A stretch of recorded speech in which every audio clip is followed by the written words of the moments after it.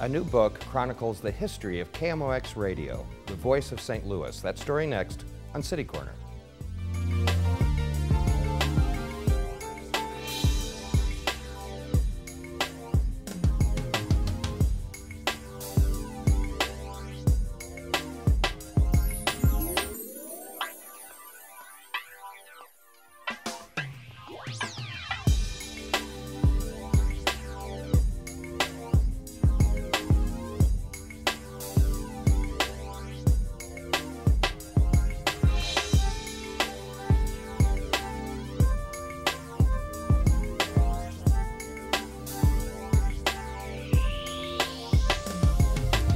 Potter, and welcome to City Corner.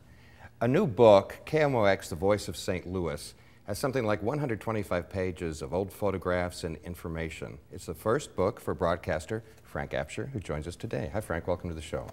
Good to be here, Steve. First book, what took you so long? It's really not a book. It's a collection of pictures. I write too succinctly to write a book. I found out that when they say they need 10,000 words, they need 10,000 words. And when you've been writing for broadcast all your life, it's how quickly you can get the message across. So expansion's not one of my strong suits. Well, but the pictures, well, maybe you don't need a lot of text in this book. That's because exactly. Pictures really tell the story, don't they? Yes. And the best part about pictures for radio is that, as you know, for many years, radio was theater of the mind. People would create in their mind the image of what they were listening to. Now they can actually see what they were listening to. KMOX, people know it because they think of it as one of the greatest radio stations in the country. At least that's been its reputation. But it wasn't the first radio station in St. Louis. Not at all. There were a couple of radio stations that were licensed to sign on within a week of each other. WEW at St. Louis University and KSD, which was owned at that time by the Pulitzer Publishing Company, and they signed on in March of 1922. Several other stations came in rapid succession, including one owned by Stixbear and Fuller, one by the St. Louis Truth Center, believe it or not, a couple of church stations. So it took 3 years, almost 4 years, before KMOX became a reality. Was that 1925? Correct, late 1925. Now we think of it as being a CBS station. Originally, though, it was a group of, I guess, local businessmen and businesses that had a vision? Think of civic progress in its most active days, and that's essentially what you had back then. A group of businessmen who got together, incorporated themselves as the Voice of St. Louis Incorporated, and used their company's money to buy shares in what they called St. Louis's Superstation. And it took them about 12 months to get it on the air. They wanted to call it KVSL, which stood for Voice of St. Louis. And the Federal Commerce Commission decided that wasn't appropriate for reasons unknown. So then they asked if it could be KMO, but that had already been assigned. So they threw an X on the end, and that was accepted, and they signed on December 24th, 1925. Now you say Superstation, but wasn't it originally only something like 5,000 watts? But in those days, 5,000 watts covered the nation because there were fewer radio stations. Really? So there was less interference. And now it's 50,000 watts now, Right. People should know. That happened in the early 30s. They increased it to 50,000. And I also read in your book, I didn't even realize this, that in the early days too, let me see if I can put this correctly, that sometimes stations would be on the same frequency and they had to sort of fight on what time they'd be on. Exactly. As late as 1940 here in St. Louis, KSD and KFUO shared a frequency. KMOX shared a frequency with a station that was licensed to the Principia. And in the early days of radio, there was a fight to see who would get on first. And they tried to allocate times, but nobody really adhered to those. So that's when the Federal Commerce Commission decided they needed to allocate more frequencies. I guess it's hard for us to understand now when everything is so regulated. But back in those days, it was just something different. It was, and it was also seat of the pants radio in a sense that when KSD signed on, their studios were downtown at 12th and Olive in what was then the Post-Dispatch building. And they had 3 or 4 hours every day that they were on the air, and they would often go out to the street and find somebody who had some sort of talent. Can you play the piano? And that's how they would fill time until they got the next program ready to go on the air. Huh. Let's take a look at these first three images that are in the book, KMOX, The Voice of St. Louis. I think we begin with a couple of old ads, print ads. Now this was an ad that was actually in a program for the St. Louis Browns that you would get when you went to the ballpark. KMOX broadcasting baseball back then. In the early days, KMOX broadcast both the Browns and the Cardinals. At this point, by the time this ad was on in what would be the early 50s, I would think, things changed obviously, but they still had a very, very strong presence in the market. And as you can see by some of the names on there, there were people who you may not have heard of, but in their day, these were the celebrities, the Kurt Rays and so forth, who were heard on KMOX. Let's go to the next one. This tells so much, and I can't fit it all in now, but essentially it says to you that the ball games were, first of all, sponsored by Kellogg's rather than by a beer company, and secondly, the Browns and the Cardinals were broadcast, but only home games and not the games on Sundays and holidays. So Franz Laux, who was the broadcast announcer then, would go to Sportsman's Park literally every day that a game was being played there and broadcast it. And the third thing is, the most important thing is that KMOX was not the only station in town that was broadcasting the baseball games. At one point, there were 3 radio stations all broadcasting baseball in St. Louis. Is that right? Huh. But sports wasn't the first thing. Sports came along later, right? It did. It came along with the first broadcasts being in the late 1920s. Cardinals, I think, were in the World Series. This may not be completely right, I think in 26. And KMOX did broadcast one of those World Series games, but it was not a locally originated broadcast. It was something that came down from one of the networks. Of course, these days, that's big money for a radio station to carry the Cardinals or any other sports team like that. But back in the time we're talking about, I mean, even the players didn't make much money. Right. So was it more of a labor of love as opposed to a moneymaker? Not necessarily a labor of love, but again, getting back to that ad, the reason they didn't broadcast the games on the road was it was too costly. First of all, you would have to travel the announcer to the various ballparks, but most importantly, they had to pay long distance fees to use the phone lines to get the broadcast back here, and that made it cost prohibitive. So that's why they only broadcast the home games. But now, would you say sports is like bread and butter for some stations now, though? I'd like to think that, but you know, when KMOX lost the Cardinal franchise several years ago, it was because CBS determined they didn't want to pay the amount of money that was being asked for the rights to the games, and they could not have made it pay with the amount of advertising they could sell. So while it's not a golden goose, they didn't see it as being worth a loss leader, and so there was no common ground in between. Of course, they got him back, though. Yes. So let's take a look at another picture from the book, KMOX, The Voice of St. Louis. This is a backstage picture prior to a rehearsal of one of the hillbilly shows. First of all, you can see they're all in their hillbilly garb, even though they're getting ready for a rehearsal. On the floor is a man named Roy Queen. Trying to break up the wrestling match is a fellow named Skeet Cianey, and you can see up to the right there, that's Kurt Ray, no, excuse me, Wade Ray, who was a fiddle player, and a couple of women in the background. So there was plenty of horsing around that took place as well. The next picture that shows up in the book is a picture of all of them fully dressed again and on the stage rehearsing. KMOX was located in the Mart Building at that time. Downtown. This was a large stage, and in fact, they had a theater with seats for 200 people in the audience where these programs would take place. Roy Queen, the gentleman on the ground, sort of an interesting character. I know he was involved at KMOX for a long time, and I worked a couple of years at KWRE in Warrington. He was affiliated with that station. That's right. Roy was a yodeler, actually got his job at KMOX when he was a teenager. They would hold open auditions on Saturday mornings, and Roy came up as a teenager, hitched a train from Pilot Knob, Missouri, and yodeled, and Kathleen McIntyre heard him and said, "I want that on the radio." So that's how he got on. Would yodeling get you into radio these days, Frank? I'm not sure. I don't think there's a big demand for that. I didn't study that in school. No. So in the early days, it was mostly music, live music. It was live music, yes, obviously. And the reason for that was very simple. they had these live musicians. Every station did. In fact, I think probably the only station in town that did not have a hillbilly group was KFUO. WEW had hillbilly singers, and they were affiliated at the time, owned by St. Louis University. So each station tried to be everything to everybody. It wasn't a case where one station played this kind of music, another station did talk. Right. They'd start out early in the morning with the farm reports. They would segue into housewife programming, and then when the children would come home, there might be kids shows and then dramas and so forth in the evening.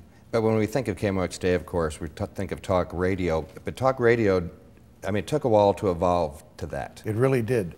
In fact, there was some talk that went on in KMOX, even in the 30s, but it wasn't anything like the talk that we have today. In fact, a lot of radio stations would have lectures where a university professor would come on and lecture for hours. Are you kidding? No, it was dull and dry by today's standards, but keep in mind that there was no other form of entertainment in the home then unless you created it yourself with a piano in the parlor.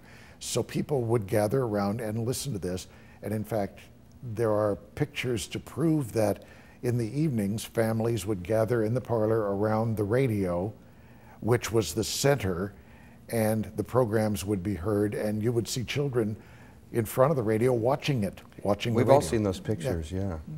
It's really incredible. Boy, has radio changed, huh? Yes, yes. And back then, radio was it. It was the medium. In fact, during World War II, creating itself as the major medium because it gave instant reports of what was going on in the war, and you'd have to wait till the next day to read the newspaper. Well, we're going to pick up on this conversation. I've got a lot more questions for Frank Absher about his book, KMOX, The Voice of St. Louis, and we'll be back right after this.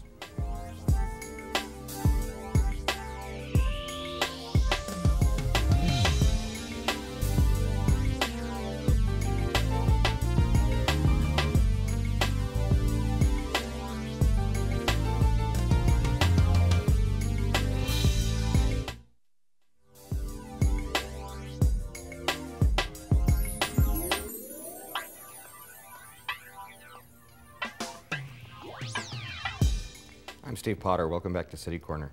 We're talking with Frank Absher about his new book, KMOX, The Voice of St. Louis, which chronicles the history of the Voice of St. Louis, KMOX.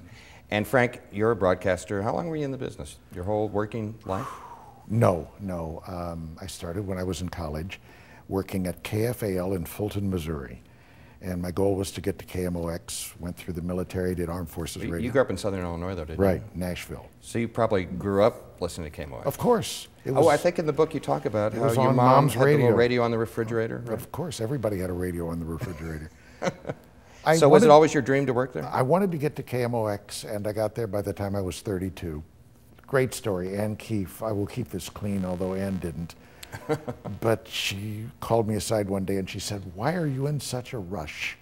And I said, "Well, I want to do the best I can and I want to get where I'm going." And she said, "You're the youngest newsman, you're the youngest at your service host, and except for Bob Costas, you're the youngest person on the air.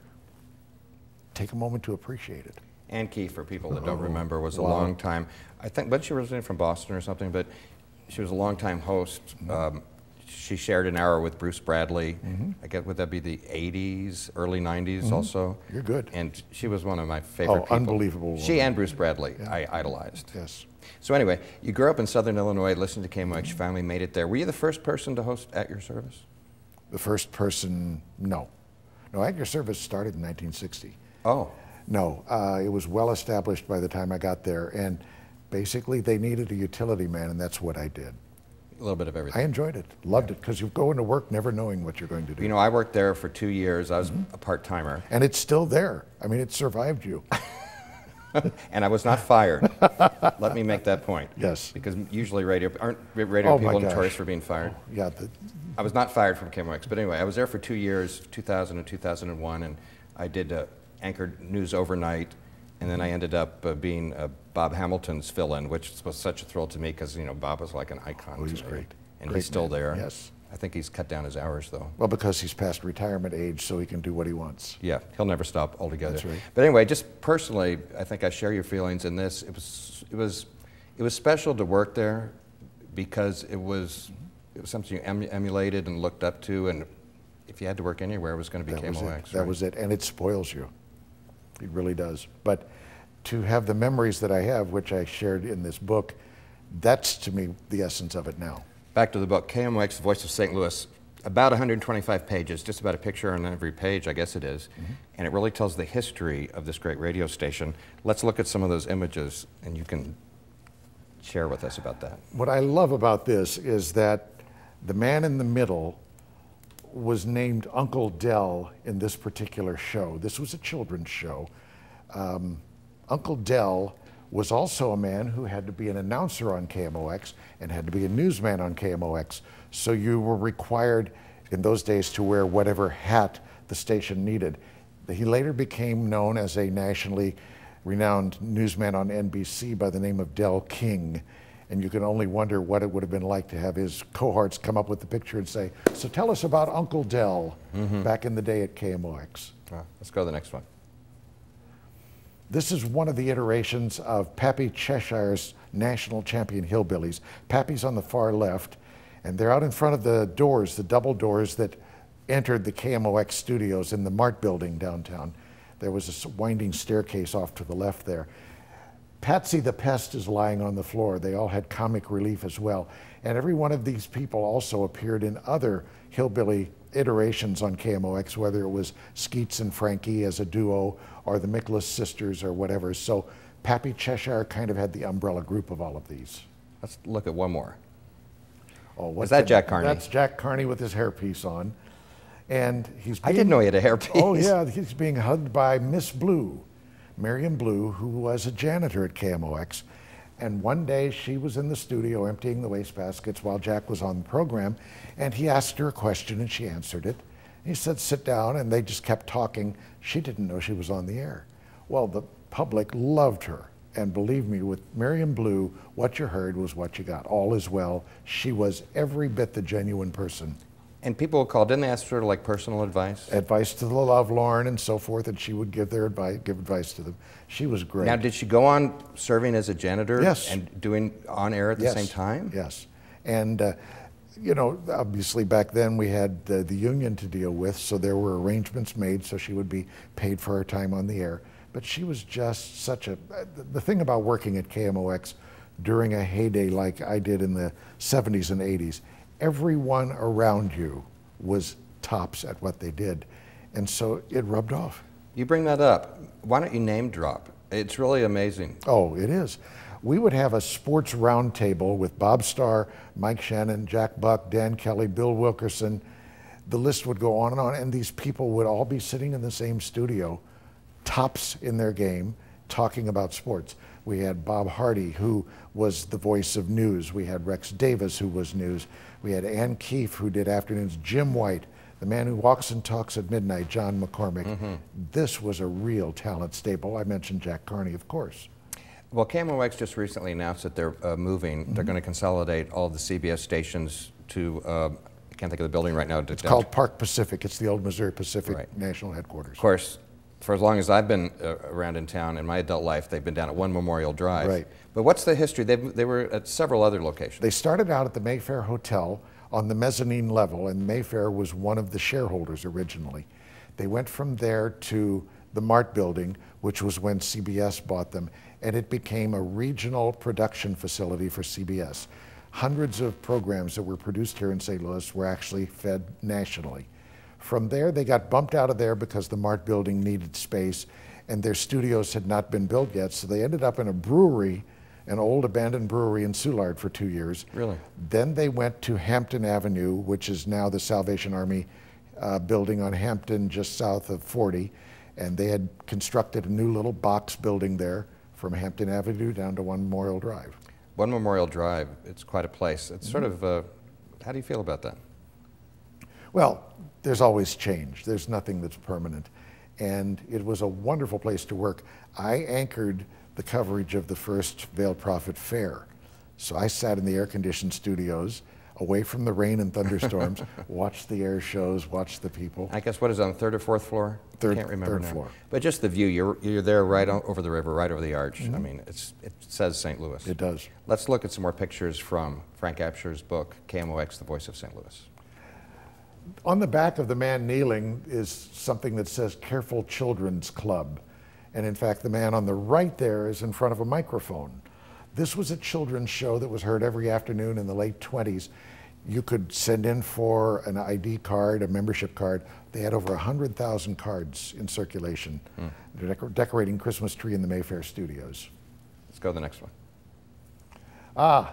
This is at Busch Stadium, the white round Busch Stadium. Bob Costas, Harry Carey, and Dan Deerdorf. The hot dog, what did they call that? The Frankfurter, I've forgotten the exact title, but they would go from ballpark to ballpark and they would compare hot dogs. Harry had been a fixture for many years on KMOX when the Cardinals were there starting in late 54. Let's go to the next one, please. This is Saul Williams. Saul was a janitor in the Mart building, and he had opinions about anything that had to do with baseball. All you had to do was ask him, and he'd tell you why the Browns were losing and what they had to do to win. One night during the Hot Stove League, France Laux was hosting, and his guest didn't show up. And the producer went running out in the hall to see if the guest had arrived, found Saul and said, "Quick, come in here, we need you." And as he walked Saul into the studio, France Laux looked up and said, "And our guest tonight is the esteemed sports authority and baseball opinionated man, Saul Williams." Saul sat down and started talking baseball and became a regular on France Laux' show. A la Miss Blue, huh? Yes. Yeah. Let's look at the next image. Sue Mathias and Don Miller, who were the helicopter team to do traffic reports in the late 70s, early 80s. They flew separate copters, and believe me, they never looked this good when it came time to fly in the copter. Good posed picture there for you. Boy, the stations don't do that anymore, do they? Does anybody have a copter? The stations don't. They subscribe now to services that provide that. Yeah. Let's go to the next one. This takes a minute to really look at. If you'll look carefully at the picture, you'll see that there are draperies all around the room and draperies strung across the ceiling as well. This is the first studio of KMOX in the Mayfair Hotel, and they did that because they wanted to deaden the room so there wouldn't be any reflected sound go out. Still something we're dealing with these Yes. days. And this is our final picture. This is Jelly Roll, or some call it Jelly Bread Hill, which was out in the country back in 1925 in Kirkwood, north of Manchester off of Geyer Road, where the transmitter site was installed. The building is actually still there. The two towers are down, but you can find the footings in the ground. And in that building, they housed the transmitter for broadcasting. It was interesting because when I went out there, it's now a daycare center. And I had mentioned its history, and the lady said, "Oh, well, that explains we opened up the ceiling and it was full of wires." Yes, because this building was constructed to house all that transmission equipment. Frank, I love your book because it really lets you have a glimpse into the glory days of radio. But it's sad too, and this has nothing to do with KMOX, but the glory days of radio aren't here anymore, and people like us that have worked in the business, it's really obvious to us. It is, but it's also inevitable that new technology would come in. Of course, they predicted that radio would be killed off by television, and it wasn't. It simply reinvented itself as a companion to have around the house with the friendly disc jockey and so forth. And then it was there when you and I were growing up in the 60s and 70s. It was our musical companion. So I don't know what the future holds for any medium, whether radio can be reinvented. I do know that it does have to do something. Well, I know that you've done your share of teaching, broadcast teaching yes. too. What do you tell, and I taught in a community college briefly about 20 years ago, and I had trouble sometimes when I'd look at these kids who were so enthusiastic, and it was hard for me to say, I mean, I didn't want to discourage them because there still were jobs, but I wanted to say, gee, you know, it's going to be really rough. What I would tell anyone who wants to get into the business of broadcasting or media in general is to be prepared to reinvent yourself several times. I wrote columns for many years for the St. Louis Journalism Review. Now print is essentially waning as well, and so there's not as much demand for a column there. but the writing can go onto the internet. It's the same with radio. It's the same with all of the technicians who put this program together. As long as they can keep reinventing themselves, there will be an opportunity for them to grow. Well, it's KMOX, the voice of St. Louis. Frank Absher is the author, full of great photographs and really gives you a glimpse into the glory days of radio. Available just about all bookstores around town. And the local bookstores have been wonderful in supporting this, so I appreciate that. Frank, thanks for joining us today, and it's been a pleasure to talk to you about your love of radio. War stories, yes. More stories. More to come. And you got another book coming up. Maybe we'll have you back, all right? Thank you. I'm Steve Potter. That's all the time we have for City Corner today. Thanks for joining us. We'll see you next time. Bye.